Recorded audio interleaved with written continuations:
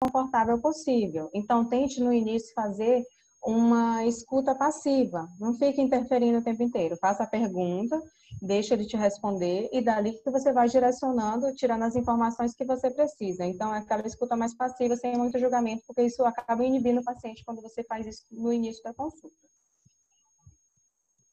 Então, durante esse exame dermatológico, é importante que você veja toda a pele do paciente. Então, o paciente tem que tirar a roupa, não tem jeito. Então, nessa primeira consulta, principalmente, que você vai conhecer o seu paciente, você vai entender o motivo daquela primeira consulta, mas tem paciente que está indo lá por uma queixa estética, por alguma outra coisa que não tem nada a ver. Mas é a primeira vez que você está vendo ele? Então, examine ele inteiro. Não é incomum eu receber pacientes no consultório que vão para alguma queixa estética e quando chega lá tem uma lesão, tem um CBC, tem alguma outra coisa na pele que se eu não tivesse feito o exame eu jamais saberia. Então, tirar toda a roupa do paciente, habitualmente eu peço para ele tirar por partes. Então, primeiro ele tira a blusa, eu examino inteiro, depois peço para vestir a blusa, ele tira a calça, lembrar de ver o bumbum, peço para esse paciente tirar o sapato e lembrem que existem melanomas acrais, que existem lesões como verrugas, calosidades, que você tem que olhar, porque se for um paciente, por exemplo, que é diabético, está mal compensado, se você deixa passar uma lesão dessa, a chance dele complicar lá na frente é maior. Então, você tem que lembrar de tirar o sapato, olhar as unhas, olhar o couro cabeludo, as mucosas, então, mucosa oral, questionar sobre lesões dependendo da queixa dele, mucosa genital, mucosa anal. Então, o paciente tem que ser visto como um todo, de cima a baixo mesmo. Quando esse paciente chegar, aí você vai questionar a duração do quadro, como que esse quadro começou, sintomas subjetivos, se a lesão coça, se a lesão arde, se a lesão dói. Isso tudo vai fazer diferença na hora que você for juntar o quadro clínico, a apresentação que está ali para você, com mais essa sintomatologia subjetiva. Muita coisa na dermatologia começa só com esses sintomas subjetivos. Então, muitos desses pacientes acabam sendo taxados como DNV, né? Como algo mais ligado ao emocional, e nem sempre é. Muitas doenças dermatológicas começam com prurido, sem nada, sem lesão nenhuma. Então, isso tem que ser valorizado. E aí, aqui você tem que entender a morfologia das lesões. Essas lesões podem ter origem de diferentes locais. Origem epidérmica, dérmica, de tecido celular subcutâneo, de vasos, ou só de mucosa, só de unha. Então, você tem que entender de onde está vindo aquela lesão que você está vendo, para que você saiba direcionar a etiologia, ou se precisar fazer uma biópsia, saber qual a profundidade que você tem que fazer o corte, que você consiga identificar, classificar suas lesões como lesões primárias ou secundárias. As primárias são aquelas conhecidas lesões elementares, que vocês já devem ter tido contato, a maioria de vocês. As lesões secundárias são já lesões que foram modificadas ou que se rearranjaram.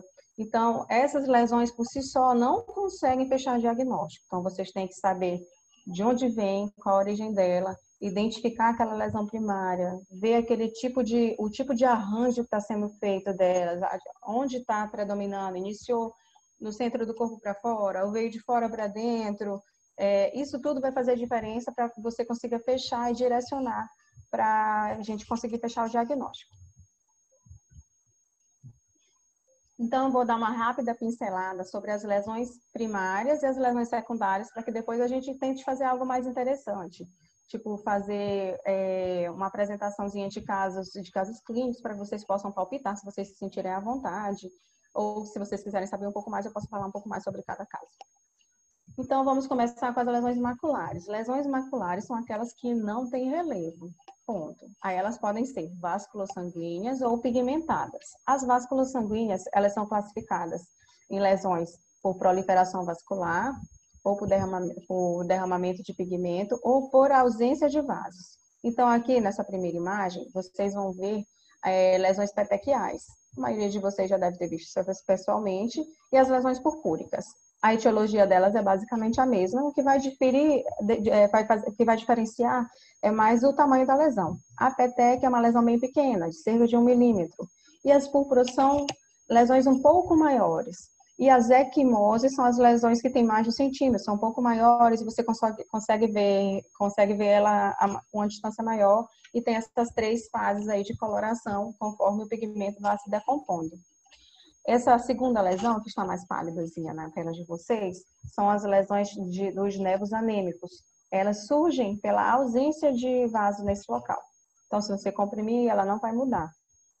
Aqui embaixo nós temos uma telangiectasia. A telangiectasia pode nascer por si só de envelhecimento, de fotodano, ou ser indicativa de base celular. Então, é uma lesão super importante para a gente no nosso dia a dia.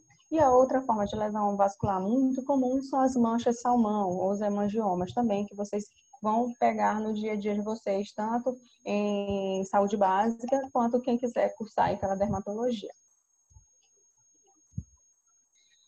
Continuando ainda com as maculares, nós temos as lesões pigmentares. Essas lesões são resultantes ou do aumento de pigmento ou da diminuição de pigmento. Essa diminuição de pigmento podem resultar em manchas hipocrômicas ou manchas acrômicas. Uma mancha hipocrômica super comum, que a gente pega bastante no dia a dia, é a pitiríase alba, que é o caso dessa primeira imagem, que é muito comum em pacientes que têm atopia. Aqui na segunda imagem, nós temos uma mancha que é por dermatite atópica, ou por dermatite de contato, que é uma mancha hipercrômica. É muito comum em reações alérgicas, em procedimentos que deixaram mancha residual, muito comum em pacientes com fototipo um pouco mais alto, ou em quem teve uma reação medicamentosa, que faz o eritema pigmentar fixo. Então, são coisas que vão cruzar a vida de vocês em algum momento. E aqui embaixo são as lesões acrômicas, ou seja, não tem pigmento nenhum. E aqui entra a lesão do vitiligo. Embaixo nós temos um quadro super comum, que é um quadro de pigmentação de ocronose. E aqui você vê uma pigmentação na mucosa gengival, nas linhas palmoplantares. Então, você, quando olhar isso aqui, já tem que imediatamente pensar em doença de Addison. Então, essas sutilezas é que vão te ajudando a fechar o diagnóstico mais rápido. Então, assim, quem imagina aí na rua que se você olhar a palma da mão de uma pessoa e tiver pintadinho nas linhas ou olhar a gengiva toda pigmentada, você vai imaginar que essa pessoa tem uma doença de Addison. Só se você já tiver visto isso em algum momento. Então, a dermatologia é super rica. Ainda nas lesões primárias, nós temos as lesões sólidas, que são as pápulas, os nódulos e as vegetações ou verrucosidades. As pápulas são projeções, geralmente epidérmicas, às vezes dérmicas, ou seja, são as bolinhas, que são bem pequenas. Então, elas parecem ter conteúdo sólido.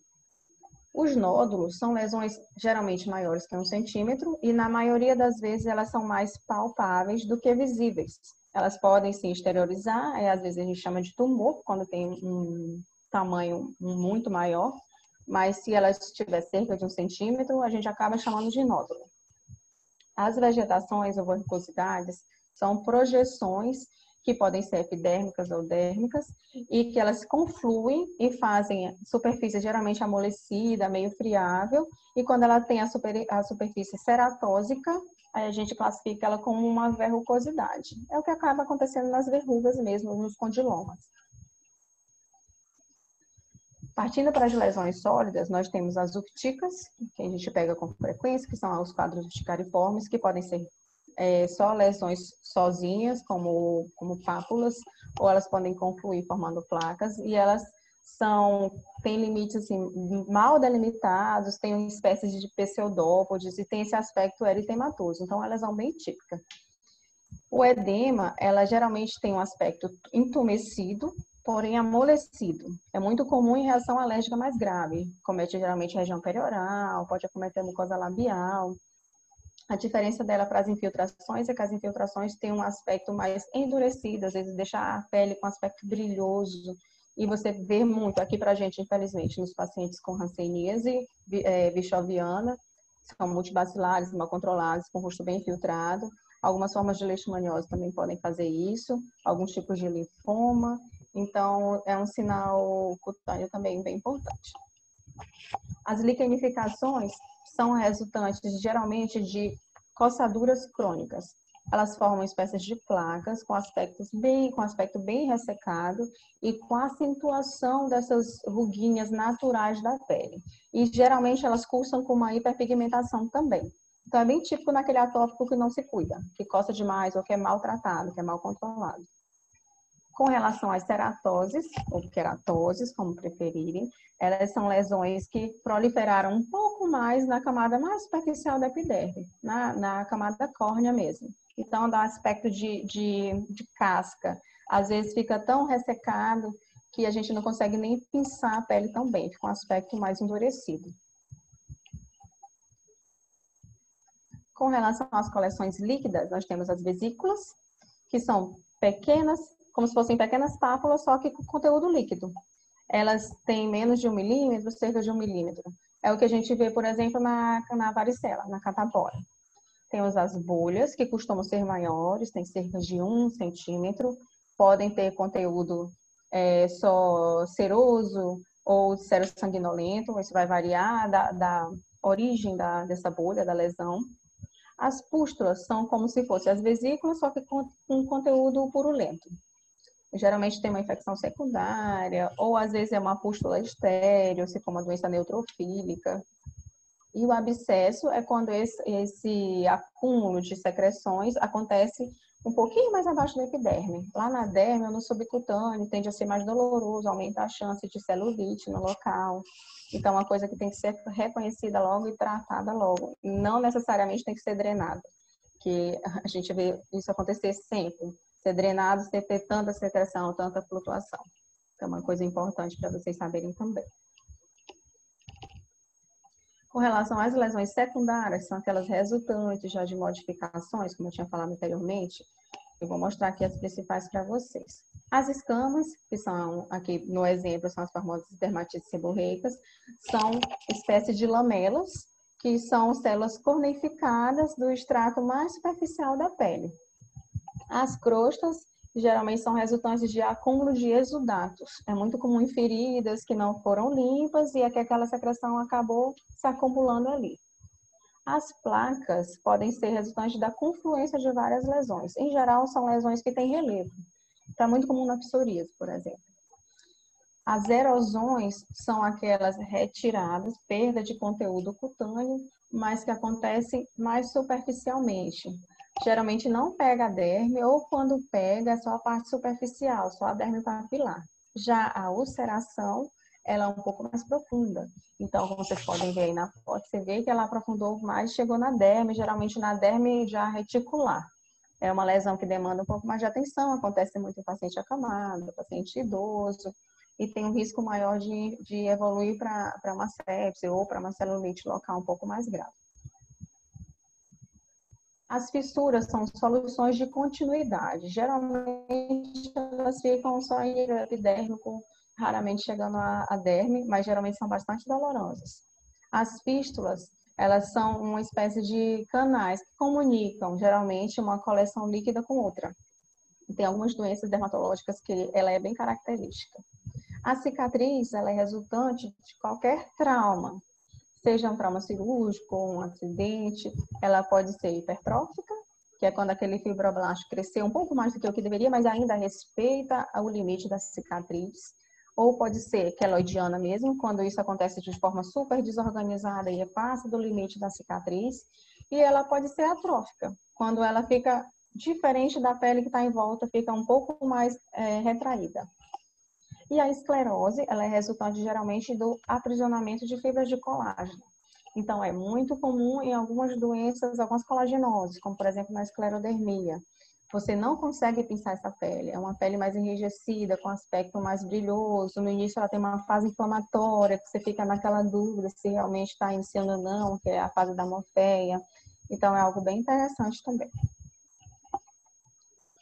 Aí depois que você aprendeu a identificar essas lesões elementares, conduzir o seu exame, ver se o paciente realmente sem roupa, examinar ele por completo, aí tem algumas coisas que podem ajudar a gente. Ainda no exame clínico, existem algumas coisas que você faz parte da propedêutica do exame, que seria a digitopressão. Então, você vai tocar realmente seu paciente, vai ver se aquela lesão, por exemplo, vascular, quando você aperta, fica pálida ou se aquilo se mantém.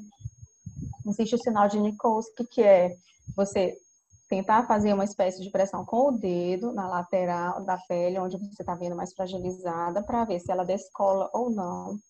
O sinal de Asboa-Hansen, que você aperta em cima da bolha para ver se ela espalha lateralmente ou se ela é firme. O sinal de celerico vocês vão usar muito na vida de vocês, provavelmente, por encontrar a pitiríase versicolor, PV, você raspa com a unha e ela vai sair uma escaminha bem furfurácea. Isso é bem típico de pitiríase versicolor, do famoso pano branco. E nisso tudo você ter aquela sensibilidade de ver a textura da lesão, no toque mesmo. Isso faz muita diferença. Às vezes tem lesão que você está na dúvida, se é uma ceratose seborrheica, se aquilo é uma ceratose actínica. Às vezes isso aqui é o que vai te ajudar. Com o instrumental, a gente pode fazer algumas coisas. Um exemplo é a curetagem metódica de Brock. Com uma cureta simples, você vai passar na plaquinha, a gente usa geralmente sem psoríase. Vai ter o sinal da vela, que é soltar aquelas primeiras escaminhas brancas. E se você seguir com aquilo, você vai ver que vai começar a brotar um sangue. A gente chama sinal do orvalho. A diascopia é apertar a lesão com uma lâmina. Pode ser até uma lâmina usada em cultura, para você conseguir ver como é a resposta da pele ali embaixo. Por exemplo, se você pressionar uma peteca, vai continuar lá a peteca, ela não vai sumir. O dermografismo é você pegar um objeto de ponta romba, pode ser até uma caneta, de repente a tampa de uma caneta, e fazer um desenho na pele do paciente que você está suspeitando, por exemplo, de uma urticária. Aí vai ver se ele vai ter a resposta positiva ou não, se vai infiltrar ou não aquele desenho que você fez. Temos a lâmpada de Wood, que é bem legal. Geralmente, quem gosta de dermatologia gosta de ver isso em algum momento. É uma lâmpada que varia o comprimento de 350 a 450 nanômetros. A gente usa ela num ambiente completamente escuro e ilumina a lesão. Por exemplo, o melasma fica bastante enegrecido, o vitiligo fica um branco azulado, assim, ou um azul tendendo para o branco. A pitiríase versicolor pode ficar um amarelo prateado ou um vermelho alaranjado. E o eritrasmo fica bem vermelhinho. Então, tem várias coisas que a gente consegue iluminar e fazer essa diferenciação. E a dermatoscopia, que para mim é a menina dos olhos, é o que eu mais uso no consultório. Aqui você é chamado também de microscopia por epiluminescência. É uma espécie de lente com um conjunto de luzes que você consegue mudar essa iluminação para você ver estruturas mais superficiais, estruturas mais profundas. É o que a gente acaba usando para avaliar os nervos em geral, que é a demanda maior na dermatologia. O tricograma é um exame que a gente usa um porta-agulha, tira um pouco de cabelo, geralmente de 50 a 80 fios, para a gente analisar como que está aquele cabelo, se tem mais fionagem, mais fio telógeno. Com relação à pesquisa de sensibilidade, isso aqui cabe mais no dia a dia de vocês, no início da carreira. A gente geralmente pesquisa sensibilidade térmica tátil dolorosa nos pacientes que a gente tem suspeita de hanseníase. A sensibilidade térmica e a sensibilidade dolorosa são perdidas primeiro, porque tem relação com as fibrinhas mais finas, que são as que são acometidas pelo bacilo, e a tátil é a posteriori. Então, isso aqui tem que ficar claro também na cabeça de vocês. Quem tiver mais dúvida pode me perguntar depois de como a gente faz, mas geralmente a gente usa um tubinho com água quente, um tubinho com água fria, usa agulha na falta do estesiômetro, e algodão e fio dental. Com isso tudo a gente consegue fazer essa avaliação, mesmo que de uma forma mais grosseira, e já consegue dar indícios de realmente ter alteração de sensibilidade naquele paciente. E assim, para somar isso, existe a prova da histamina, que vocês precisam pelo menos saber, mas geralmente não está disponível para a gente fazer, e a prova da pilocarpina. A da histamina geralmente tem uma alteração naquela reação tríplice de Lewis, na fase eritematosa, e a da pilocarpina é aplicada e a gente vê se aquela parte está preservada, a sudorese ou não. Então, se aplica numa área controle e numa área da mancha. Mas são testes um pouco menos utilizados. Com relação à parte laboratorial que vai complementar vocês na semiologia, existe a parte do exame micológico, que a gente usa geralmente para dermatofitose. Isso aqui eu vou passar um pouco mais rápido, a não ser que vocês tenham alguma dúvida, vocês podem perguntar, não tem problema algum. O bacteriológico, que a gente faz geralmente as culturas de secreções, e os parasitológicos, que a gente usa, por exemplo, para leishmaniose. Tem as provas imunológicas, a gente faz os testes de contato. Isso aqui a gente divide um pouco a responsabilidade com a imunologia, com os alergologistas. Existem baterias de teste padrão, a gente começa por elas, geralmente. Aí, se for algo que tenha suspeita de uma fotossensibilidade, a gente faz isso e expõe a um VA, pode ser numa câmera de fototerapia, e assim vai da clínica do paciente para você poder direcionar para isso ou não. Temos as intradermoreações, que vocês já devem ter lido bastante sobre algumas, por exemplo, a de Mitsuda, o PPD, da tuberculose, ou a de Montenegro para leishmaniose. As imunofluorescências, um exemplo de imunofluorescência indireta, por exemplo, são o exame de sífilis. E o teste de sangue é interessante.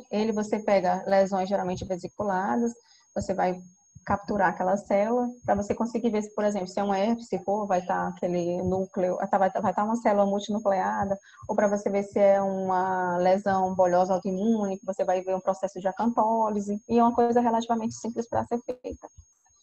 Às vezes a gente precisa ir para o anátomo patológico, não tem jeito. Aí aqui entra aquela coisa que eu falei de você saber qual é a sua lesão alimentar, qual a sua hipótese diagnóstica e qual a origem daquela lesão. Se ela é epidérmica, se ela é dérmica, se ela é vascular. Se eu estou pensando em uma vasculite, eu tenho que pegar, ou uma paniculite, eu tenho que fazer um fuso e pegar até o subcutâneo. Se eu faço um cortezinho mínimo pegando epiderme, você não vai fechar diagnóstico de nada. Então, isso tudo é importante para você escolher também se você vai fazer um punch, que geralmente a gente fica limitado a fazer até 6 milímetros, ou se vai precisar de uma amostra maior, que vai ter que fazer com bisturi mesmo.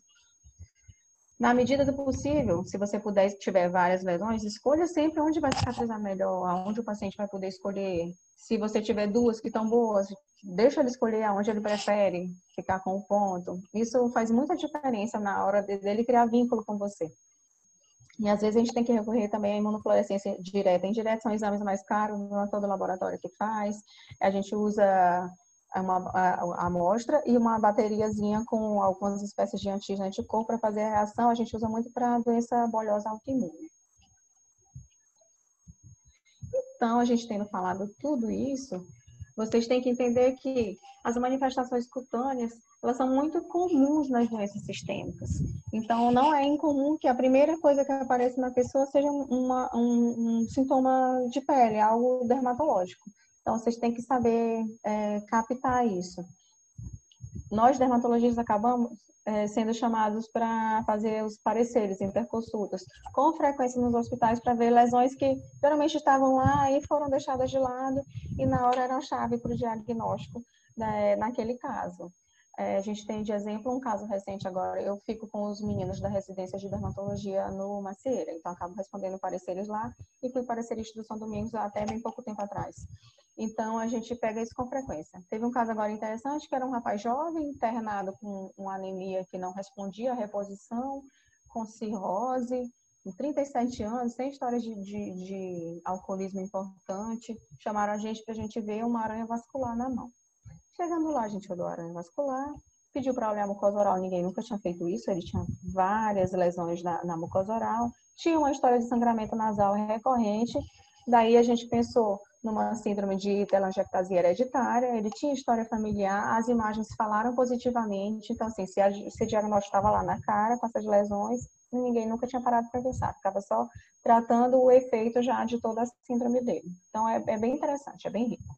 Então, é uma coisa que tem baixo custo. Então, se você puder examinar seu paciente de cima a baixo, você vai conseguir pegar coisas que talvez você pegue no início ou coisas simples, que você consegue resolver às vezes com antibiótico. Por exemplo, numa alopecia sifilística, o paciente está com alopecia, ele está usando minoxidil por conta, que um vizinho mandou, e lá você vai examinar, tem uma alopecia em clareira, você pede o PDRL, está nas alturas, trata, volta tudo ao normal. Ou você conseguir pegar um melanoma no início, porque você pediu para o paciente tirar o sapato e você viu lá a lesão no pé, que ele disse que não tinha, apareceu. Isso é dado de artigo, é importante que vocês saibam. Então, assim, 20% dessas consultas com o generalista tem alguma queixa cutânea. Então, vocês vão esbarrar com isso, querendo ou não. Então, mais uma coisa para reforçar, assim, que a gente tem que tentar entender pelo menos o básico. Então, algumas dessas coisas são cruciais para a gente conseguir fechar para essa doença sistêmica. Aí, por exemplo, aqui nessa primeira lesão, aqui são só exemplos de extremidade, de unha. Nessa primeira lesão, você consegue ver pitchings, depressões puculiformes, que podem aparecer em algumas doenças, como a dermatite atópica, como a alopecia areata e como a psoríase. Aqui a gente fala muito mais a fundo da psoríase, porque é um paciente que tem uma mancha em óleo, se você olhar no cantinho. Essa segunda unha, você está vendo essa tumoração, que tem uma consistência como se fosse um pouquinho mais endurecida. Isso é um tumor bem típico, a gente é um fibroma, a gente chama tumor de Kenner. Ele é muito comum na esclerose tuberosa. Então, chega um paciente para você com isso, você pode rastrear o restante que você vai encontrar. Esse terceiro paciente aqui, você está vendo essas áreas um pouco mais enegrecidas na extremidade. Isso é muito comum em paciente com endocardite. E hoje em dia também agora em paciente com Covid, né? O famoso pé de Covid. Mas antes era muito comum só na endocardite, o paciente embolizava e acabava fazendo essas lesões pontiformes ou até um pouco maiores nas extremidades. Com relação a essa última lesão aqui, você está vendo que ele tem ao redor das unhas uma proliferação vascular bem discreta, mas é um paciente que relata para você que a cutícula dele está afinando e você está vendo que tem esse ressecamento em cima da junta, que a gente chama de sinal de Gottron. Isso é bem típico de dermatomiosite. Então, geralmente são pacientes que estão mudando essa estrutura da cutícula e ficando cheio de vasinhos. A gente geralmente faz uma capilaroscopia, pode ser com dermatoscópio mesmo. Com gel a gente consegue ver bastante. E esse último paciente que tem uma unha em colher, que é bem típica, essa colonica de deficiência de ferro um pouco mais grave. E como nós estamos no Maranhão, que infelizmente ainda é um cluster de hanseníase, tem que sempre lembrar dela nas hipóteses. Como ela é uma doença que acomete qualquer parte do corpo, você pode abrir um quadro com uma reação rancênica, ou você pode abrir só com uma máculazinha que ele não tinha, apareceu. Então, realmente tem que ser valorizado e, na hipótese de ser isso, você tem que investigar toda a família. Então, você tem que sempre falar para esse paciente, quando você for alertar sobre a possibilidade de ser hanseníase, que é uma doença que tem cura.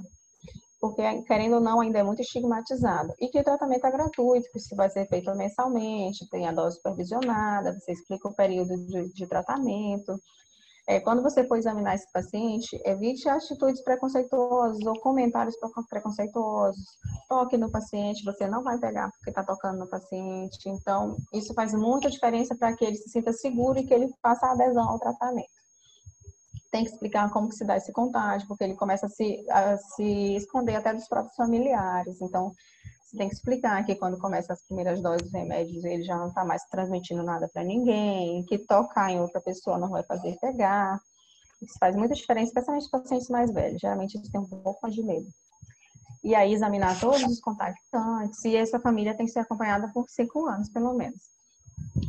Lembrando, quando você for fazer o exame físico desse paciente, você tem que examinar ele num lugar claro, que as manchas são muito sutis.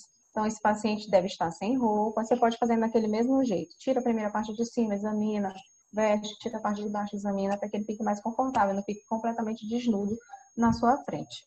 E aí que você tem que lembrar de checar as áreas frias do corpo, né? Geralmente você vê lesões nas extremidades, no bumbum, nas orelhas, no rosto.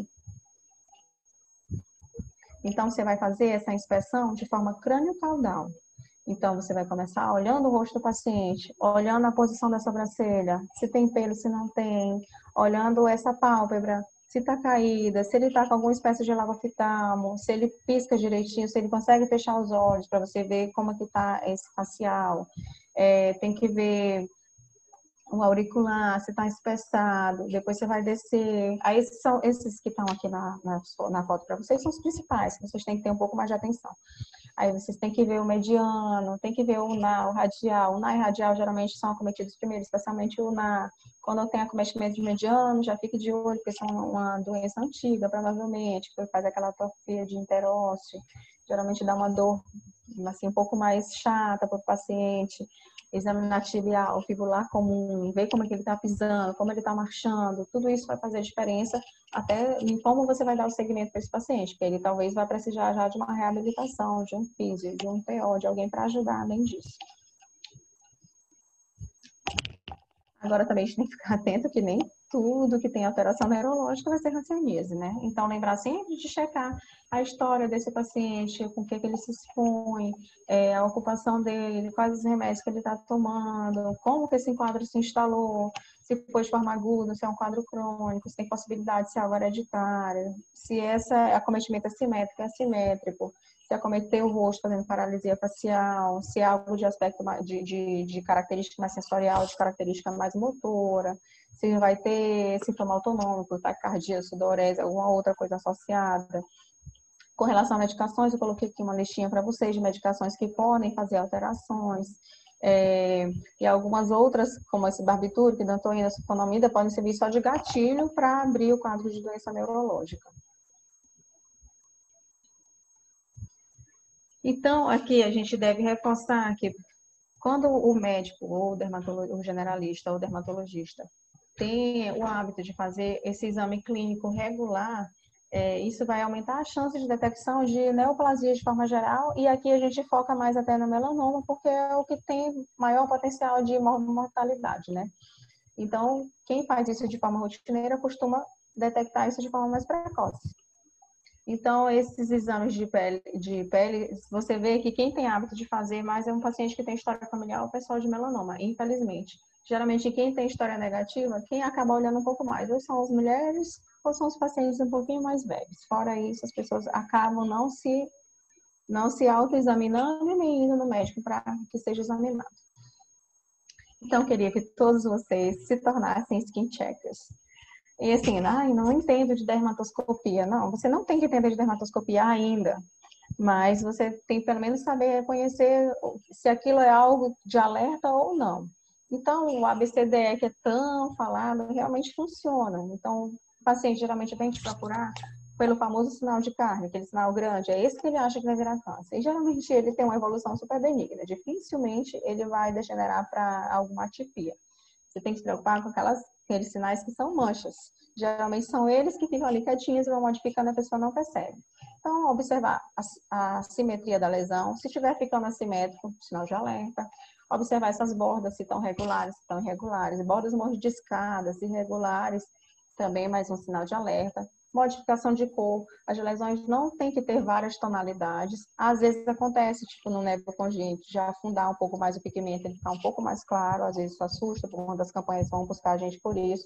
Mas é a coexistência de vários tons de cor mesmo. Isso é um sinal de alerta também, porque está proliferando o melanócito de forma irregular ali. O diâmetro, se forem lesões maiores do que meio centímetro, já também configura sinal de alerta. E a história da evolução dessa pinta, tá modificando, ou é uma pinta nova, uma pessoa que passou de 20 anos de idade não é para estar nascendo o sinal. Tem pinta nova, então você tem que ir no dermatologista para ele examinar se sua pinta nova.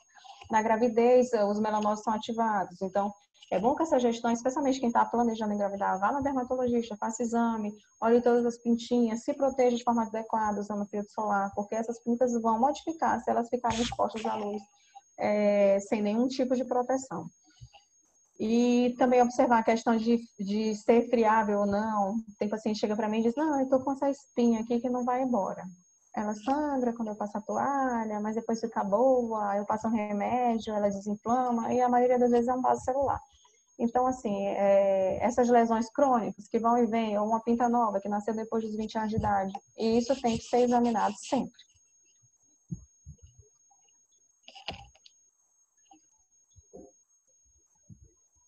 Agora eu queria saber se vocês querem participar, falando. Fala aí, Rafael, o que tu acha? Eu acho que todos os ligantes eles deveriam participar, pelo menos um pouquinho. Olha. Então, começa tu e descreve a lesão ou tenta dar uma hipótese diagnóstica. Certo, certo. Vamos lá. Nessa primeira, eu vou começar tateando um pouquinho essa daqui da esquerda, certo? Tá, joia? Essa lesão tem relevo, né, nela, tá bem visível aí que tem alteração de relevo, alteração também de pigmentação. Não tô conseguindo ver direitinho, mas aquilo dali acho que não sei se perdeu a continuidade da pele, tá dando uma impressão de que tá tendo. Deixa eu ampliar aqui para ti de novo, só para ver se tu consegue. Certo. Certo. Dá a impressão de ser mesmo uma cicatriz, né? Uma cicatriz bem Então, sim. Tu hipertrófica, né? Algo assim. pensaste em alguma doença em si? Eu sei que muitos de vocês nem rodaram no dermato ainda. Então, assim, Hum, não se acanhem. Me Porque até os inclui próprios nessa. dermatologistas eles se enrolam quando a lesão assim é muito. Porque querendo ou não, Sim, nós vamos se modificando com medicação, com evolução de doença. Então, vai se sobrepondo uma coisa a outra. perfeito. Não, acho que tu foi muito bem, se realmente é um tipo de cicatriz. Nesse paciente aqui, você vê que tem uma fístula, que é esse primeiro que tu descreveste. se tu olhar bem onde está mais alto, tem orifícios, esses orifícios se comunicam. Então, esse quadro aqui é bem típico de hidroadenite. É uma inflamação que geralmente dá em dobras, dá em região inguinal, e faz esses canais que se comunicam, geralmente são secretivos, dói, são pacientes que têm um curso geralmente arrastado e sofrem um pouquinho mais. Alguém mais se voluntaria? Vamos ver aí quem são os bravos. Eu vou descrever essa outra que tá feia, né? Esse Essa aqui foi daí tá é um, bem. tá bem Eu feio. fui esperta, eu peguei essa logo a primeira. A primeira, né? Acho justo. Esse senhor aqui, ele teve uma queda de moto há 30 anos atrás. E aí ele evoluiu com uma lesão, teve uma fratura exposta que foi corrigida, mas ficou uma lesão cutânea que ninguém tomou de conta. Fez uma espécie de atrofia no início, que depois evoluiu com essas lesões verrucosas. Então, se você olhar, uma lesão verrucosa bem infriável. E aí, vocês têm que lembrar que vocês já devem ter lido isso no Medicurso, que é das úlceras de Magellan, que são resultantes de queimadura de trauma. E são um tipo de carcinoma celular. Então, só aparece pra gente. A gente pensa que só vai ler ali no livro, mas aparece. Então, esse senhor está com essa lesão já tem 31 anos. Aí apareceu agora pra gente, então vamos tentar resolver agora. Vamos lá para o próximo slide. Ninguém, gente, não acredito. Eita, acho que o pessoal tá assustado. Tá indivíduo, eu tô assustando vocês, né, gente? Ó, mas o dia a dia no consultório não é isso, tá? Isso aqui é É mais uma verdade, é bem vivência. mais tranquilo. É mais light, é. São todos pupilos na área. Só tem gente que ainda não rodou na É, mata. Acho que por isso que tá, tá tá inibido. inibido. Não fiquem inibidos. Então, eu vou falando aí, se alguém tiver alguma curiosidade sobre o caso. Vocês querem que eu fale um pouco sobre o paciente em si ou só fale da lesão? Eu acho legal falar dos dois, assim, pelo menos um pouquinho tateando, sabe? Resumindo, tá. Esse Resumindo. paciente aqui do dedinho, se vocês olharem bem no cantinho, eu vou então aumentar a tela, fica melhor para vocês olharem. Isso. Esse paciente aqui, ele está fazendo uma tumoração bem pequena, que ela é de origem vascular. Que é muito comum em quem vai em manicure e tira demais a cutícula no canto, ou corta a unha muito profunda e fica cutucando depois que fica achando que tem um restinho de unha. Ou, nesse caso, é um paciente que tem psoríase, que eu faço a citretina, e é muito comum que se faça granuloma piogênico nesse perfil de paciente. Às vezes acontece também quem toma Roacutan. Então, a gente consegue manejar, porque para ele custo-benefício que é o de menos, porque ele está ótimo da lesão dele, e ele zero se incomoda com a lesão, né? Mas acaba sendo um pouco dolorido. Esse outro paciente, vocês podem ver que tem uma placa, uma borda bem espessada, que você vê esses foquinhos enegrecidos, e o centro dele está bem atrófico, a gente consegue ver os vasinhos dele. Esse paciente tem cromoblastomicose, em geral é muito difícil de tratar, especialmente quando já está desse tamanho. Quando é uma lesão menor, a gente consegue fazer uma crioterapia, itraconazol, mas itraconazol é uma medicação cara e que geralmente não é fornecida pelo SUS, então ele dá uma desanimada, porque tem meses que ele consegue, tem meses que ele não consegue, mas é um caso bem interessante. Eu acabei de liberar o microfone do pessoal também na área, porque Ah, ótimo, que aí eles podem ficar perguntando também. qualquer coisa eles podem participar. Não fiquem inibidos, gente. Vocês têm que perguntar alguma coisa, se eu não vou achar que vocês não entenderam o que eu falei, ou que eu falei rápido demais, porque eu falo um pouquinho rápido. O Rafael já está acostumado comigo. É verdade. Então, essa paciente aqui, se vocês olharem, é capaz dela ter ido em alguns locais dizendo que estava com uma gengivite ou que estava com afta. E se você olhar bem, ela tem uma exulceração. Aqui entra aquele critério de erosão.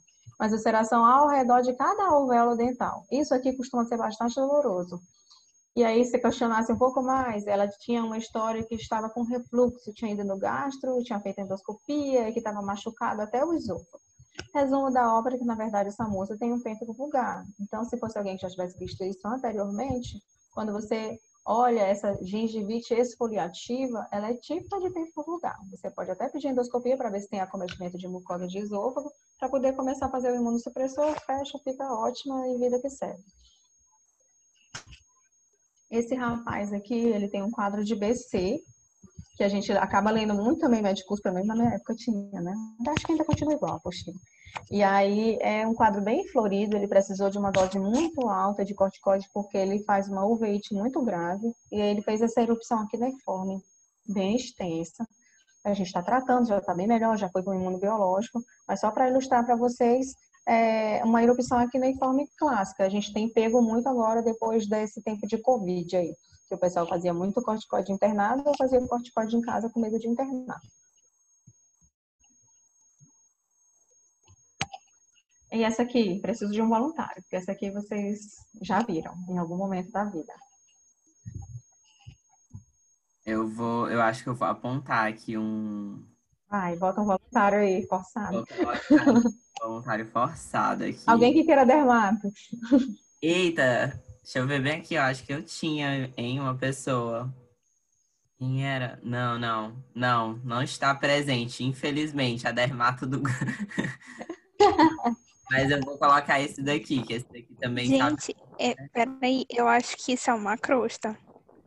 Isso, formou uma crosta por conta da secreção serossanguinolenta. E tu consegues pensar em alguma coisa que possa ter levado a isso? Alguma lesão vascular? Ou então Vasculite uma liquenificação por fora. A liquenificação menos, porque em geral tu consegue ver uma placa um pouco maior com acentuação dos sucos naturais da pele. Mas a vasculite é uma boa hipótese, pode fazer, especialmente vasculite de grandes vasos. Isso não deixa de ser uma espécie de vasculite. Essa paciente é uma paciente com eritema nodoso rancênico. Ela abriu o quadro dela de hanseníase assim, uma menina super jovem, de 18 anos.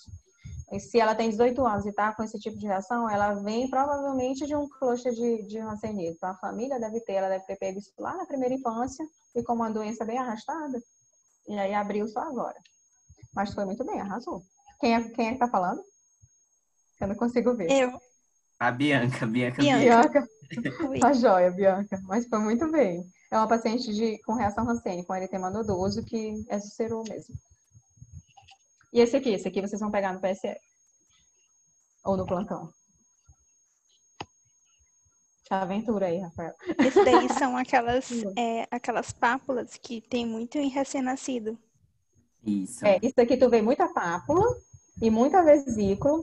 Esse paciente aqui, ele estava com escabiose e em criança costuma inflamar bastante. E como ele ficou Verdade. não foi diagnosticado no início, faz essa reação inflamatória absurda. Então, ficou super extenso. Então, é uma coisa que você tem que ficar atento, porque às vezes chega, a gente fica pensando até em alguma doença bolhosa por IgA linear, de tão inflamado que ele estava. Então, tipo, nesse grau, acontece só em recém-nascidos, né? Por conta, assim, da escabiose, né? Porque geralmente quando Isso. observando Em adulto, geralmente é frustro, fica entre os dedos, umbigo, área genital, uma coceira mais noturna. E essa criança já chegou para a gente com mais de um mês de idade e ela tinha pego na maternidade. Então, ela já estava em um mês de evolução de doença, a mãe já estava desesperada, os pais não coçavam até então, começaram a coçar depois. Então, foi um quadro bem atípico e bem florido. Mas criança, lembrar que criança pode fazer escabiose no corpo inteiro, inclusive no couro cabeludo. Doutora, rapidinho, qual é a diferença entre a pápula gerada por escabiose e a brotoeja que a gente vê em recém-nascido? Então, a pápula, tu vai ver uma infiltração um pouquinho maior. E a brotoeja, ela tem uma origem de glândula sudorípara. Então, é aquela pelezinha áspera. Tu pega e sente aquela asperedazinha. Aí, quando tu olha de pertinho, dá uma aparência de que tem um líquidozinho dentro, mas nem sempre tem. Existem alguns tipos de miliárias, como a miliária rubra, essa é um pouco mais grave, ela fica com aspecto de sanguinolento, com um pouquinho de sangue dentro, mas são pápulas bem menores, geralmente. Fica diferente dessa aqui.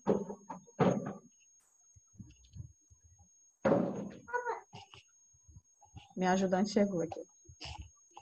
Essa aqui é um paciente que chegou pra gente, que disse que já tinha 1 ano evoluindo assim, com uma sorologia negativa, mas nesse tipo de paciente você sempre tem que pedir sorologia HIV, hepatite, sífilis, tudo isso. E esse condiloma já estava muito extenso para que eu tratasse no consultório, isso aqui foi passado para proctologia. E essa aqui, alguém se arrisca? Isso aqui é uma lesão um pouco mais atrófica, é bem típica de líquen. É um líquen que está sendo tratado cronicamente só com corticoide, com neomicina. Essa mulher acabou perdendo os grandes lábios, aliás, os pequenos lábios, tiraram, porque ela sentia muita dor, muita coceira. Então, a mulher foi completamente mutilada por um tratamento que foi inadequado. Foram anos só passando de um médico e outro, ninguém sabia dizer exatamente o que era. Ela tem todas as mucosas, oral, genital e anal. Essa aqui é bem típica também. Quando vocês olharem, Chama o papai, meu amor. Desculpa, gente.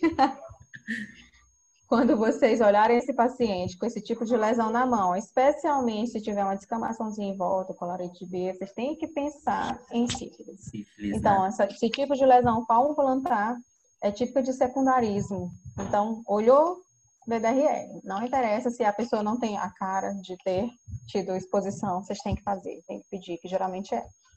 Esse paciente tinha sífilis e ele também estava abrindo um quadro de HIV.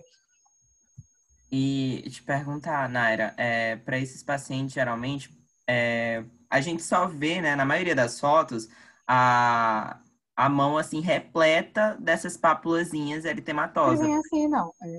Pode vir, às vezes, tipo, menos lesão e tudo, e mesmo assim... Lesão, a pessoa que disse que teve, melhorou e voltou, às vezes faz uma espécie de urticária no corpo, pode sentir prurido ou não. Então, assim, uma lesão inespecífica como essa, ou que lembre pitiríase rósea, que faz aquela plaquinha no corpo, idealmente pedir VDRL para todo mundo. Certo. E o exame barato é fácil de fazer, eles conseguem rapidinho. Essa segunda paciente é uma paciente que evoluiu bem grave, mas está bem, hoje está toda recapitalizada, só perdeu os cílios. Ela tomou um monte de medicação para cólica menstrual, tomou um anti-inflamatório, tomou analgésico, tomou um antibiótico, não sei como ela conseguiu essa receita. E evoluiu, primeiro dizendo que estava com uma dor de garganta muito forte, depois o lábio inchou, depois o olho começou a coçar, e aí quando abriu o quadro de farmacodermia, foi de uma vez e evoluiu com a necrólise epidérmica tóxica. Teve que internar com indicação de imunoglobulina, e são pacientes potencialmente graves. Eu cheguei até a duvidar se ela sairia do quadro, mas ficou bem. Tá ótima, plena, agora a vida que segue.